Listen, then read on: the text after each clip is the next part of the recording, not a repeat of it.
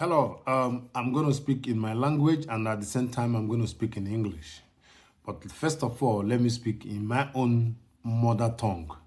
Mazi Nnamdi Kanu, anyị kwụ gị n'azụ, anyị kwụsịrị ike n'azụ gị. Anyị kwere kwụsị ike n'azụ gị. Maka na enwere ihe ọbụla i mere ndị Nigeria, enwere ihe ọbụla i mere ndị mmadụ. Enwere ihe ọbụla enwe ike ịgụwata asị n'imere ndị mmadụ. Igbo onye hụrụ onwe gị n'anya wee hụ ụmụnne gị n'anya karịsịa. Ifụrụ ụmụnne gị n'anya karịsịa. Ndị iro na-achụ gị n'efu. Nsogbu Mazi Nnamdi Kanu na-enwe today. Obodo ndị ọzọ, race ndị ọzọ, ethnic group ndị ọzọ. Mana nke kachasị n'ọbụna na ụmụnne be anyị bụ ndị soro kwado ndị mba ọzọ ka e were machie nwa amadi ma bụ Mazi Nnamdi Kanu na-enwere ive o mere. Nwere ive o mere. Mazi Nnamdi Kanu bụ onye eziokwu. Ma ya m ji sị gị na ọ bụ onye eziokwu. Ị na-anya o merigokwe ndị agha. O merisigo dị agha wee laa free. Ọ na-adị mma mmadụ nọdụ kwụwa aka ya ọtọ. Ihe ọ bụla ọ sọrọ gị na-eme, ihe ọ sọkwara gị na-eme n'elu ụwa, kwụba aka gị ọtọ. Ọ ya abụ chi gị ga na-egboro gị ụzọ, na-achara gị ụzọ, ma gbalịkwa wee na-egbochiri gị ihe ọbụla ga-adakwasị gị. Ngwalee n'anya, ụmụnne be anyị bụ ndị na-eje jekwuru ndị mba ọzọ si ha na ekwekwene ka nwa amadi ma bụ nwanne ha nwoke wee pụta na nga, na ọ bụ na ọ pụta na nga na ọ ga-enye ha ezigbote nsogbu na atụmatụ na n'ụzọ ọjọọ ha na-eso iji wee chịa ụmụnne ha chịkwa na obodo Nigeria. Ọ ihe ịfụrụ tata mere Mazi Nnamdi Kanu ji wee nọdụ na nga. Lee ma nkọrọ gị onye aka ya kwụ ọtọ, onye aka ya dị ọcha, enwere ife na-eme ya. Ndị ugwu emechana ihe niile ha nwere ike ime, jekwuo obodo Kenya, jee tụrụ nwa amadi ma bụ Mazi Nnamdi Kanu. Obi ha agwa ha sị ha gbuo ya, because ọ bụ na ha gburu ya, anya ha ama, anyị nwere ike fụ ebe a tọgbọrọ ozu ya. Anyị na-eti ka onye mere ihe, anya kara ime onye mere ya. O bidoro oge ha kechiburu before 2015 ekechie ya, mechaa ihe niile. Ọ na-aba mba na court, na-aba na prison, nwere ebe ọ na-abara onye ọbụla mba maka na ọ ma right ya. O wee nụcha ọgụ niile ahụ bịa fete na 2017 mgbe ha bịara ka ha gbuo ya na be ha, were ndị amị Operation Python Dance bịa be ha gbagbusi onye ọbụla afụrụ dị ya. Efuru kasị echi na-edu ya, chie were na-edu ya, onye aka ya kwụ ọtọ, ndụ ya na-ete aka. Ndị ugwu na ndị ofe mmanụ na ndị Yoruba, onye ọbụla agbakọta ka ebute uche obi ha bụ na ebute na Nigeria ka ata ya afụ. Ha mandat na ha mere mistake na ha egbu ya oge ha tụrụ na ya. Ha kara igbu ya, tinyere ihe ma ọ gbaa ya ọgwụ, ihe ọbụla ha laikere ha kara ime ya. Anya ha ama, because oge ihe a niile mere a na-achọ ya achọ, ya amaghị ebe ọ nọ. Malami bidoro ṅụrịwa, na-asụ na Awụsa, na-asụ na Fulani language Fufude, na-ejidere onye a.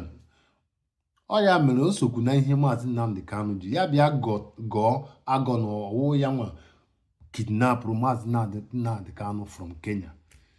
Uche na ọ dị smart, efugi ya. So ihe ọbụla ị na-eme, kwụwa aka gị ọtọ. Ị ga-afụkwu na Mazi Nnamdi Kanu aka ya kwụ ọtọ, kwụrụ ọtọ ka otu a poolu eletrik si akwụ ọtọ ka sịga. Ọ ya mere iji fụ na nwa amadi madị ndụ and enweghị ga-eme nwunye netin. Otu ọ nọ na DSS custody, ịma ihe ha na-etinyere na mmiri ọ na-aṅụ, paịpụ mmiri o ji asọ ese eze, paịpụ mmiri o ji awụ ahụ, ịma ihe a na-agbanye na mmiri. O nwere ike bụ na 1GP tank ka etinye na-agbanye ihe mmiri niile o ji awụ ahụ, na-awụ ahụ with nonsense every day. Ma ya akasịkwa ike wee nọdị ndụ, wee nọdị with isie ka na-akụ karịa even all these judges ị na-afụ.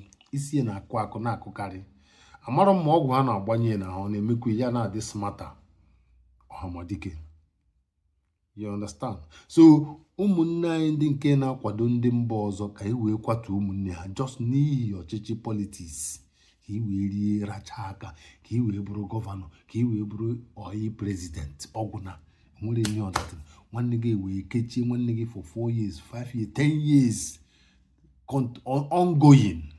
Obi adịghị mma ịpụta enye gị kọntraktị na-eme na-ebugharị SUV. Obi ama gị mma ị na-akpagharị. Ọ dịghị mma. Ọ dịkwa gị mma ya adịghị mma, mana ihe ọbụla nwere mbido nwere ngwụsị. Maazị Nnamdi Kanu ga-apụta, ọ ga-apụta n'udo.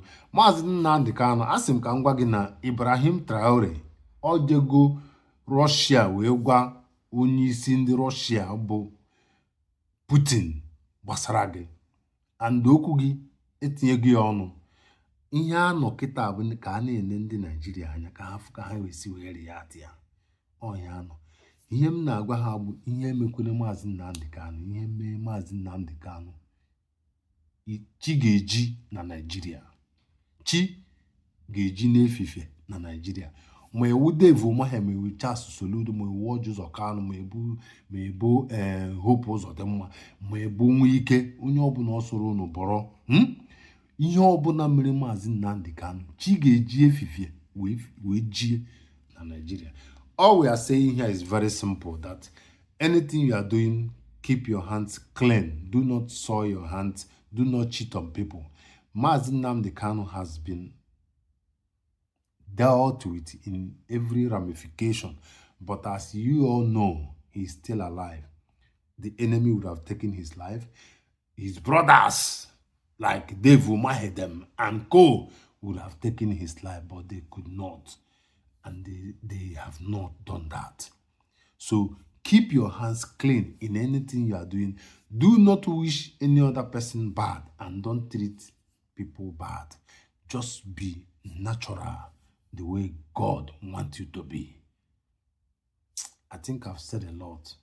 Onye ọbụla nwere ọgụgụ isi will understand where I'm coming from and where I'm going. If you understand where I'm speaking from and where I am, you will understand that it is Wisdom Hub. This is what we are doing here.